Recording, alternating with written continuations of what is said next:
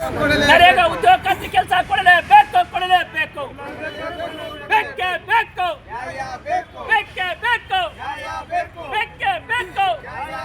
ಹೊಸ ಮಸೂದೆ ಬೇಡವೇ ಬೇಡ, ಬೇಡವೇ ಬೇಡ. ನರೇಗಾ ಉದ್ಯೋಗ ಖಾತ್ರಿ ಹಳೆ ಪದ್ಧತಿ ಮುಂದುವರಿಸಿ, ಮುಂದುವರಿಸಿ.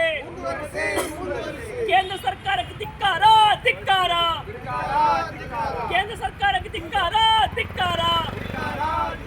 ಗ್ರಾಮೀಣ ಕೂಲಿ ಕಾರ್ಮಿಕ ಕೆಲಸ ಕಸಿದುಕೊಳ್ಳುವ ಕೇಂದ್ರ ಸರ್ಕಾರ ಧಿಕ್ಕಾರ, ಧಿಕ್ಕಾರ.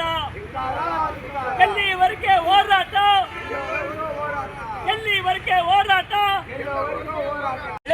ಏನು ಉದ್ಯೋಗ ಖಾತ್ರಿ, ನರೇಗಾ ಉದ್ಯೋಗ ಖಾತ್ರಿ ಯೋಜನೆ ಅದನ್ನು ಜಾರಿ ಮಾಡಬೇಕಂತ ಡಿಮ್ಯಾಂಡ್ ಮಾಡ್ತಾ ಇದ್ವಿ. ಅದೇ ರೀತಿ ನಮ್ಮ AAK ಈ ಸಂಘಟನೆಯಿಂದ ನಾವು ಬೇಡಿಕೆ ಇಡ್ತಾ ಇದ್ವಿ. ವರ್ಷಕ್ಕೆ 200 ದಿನ ಕೆಲಸ ಕೊಡಬೇಕು. ಅದೇ ರೀತಿ 600 ರೂಪಾಯಿ ಕೂಲಿ ಕೊಡಿ ಅಂತ ಕೇಳ್ತಾ. ಇವತ್ತು 370 ರೂಪಾಯಿ ಇದೆ, ಅದು ಸಾಕಾಗೋದಿಲ್ಲ.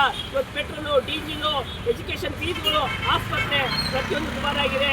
ಆ ಖರ್ಚು ತಕ್ಕಂಗೆ ನಮ್ಮ ಉದ್ಯೋಗ ಖಾತ್ರಿ ಕೂಲಿ ಕಾರ್ಮಿಕರಿಗೆ ದಿನದ ಕೂಲಿನ 600 ರೂಪಾಯಿ ಏರಿಸಬೇಕಂತ ಬೇಡಿಕೆ ಇಡ್ತಾ ಇದೀವಿ.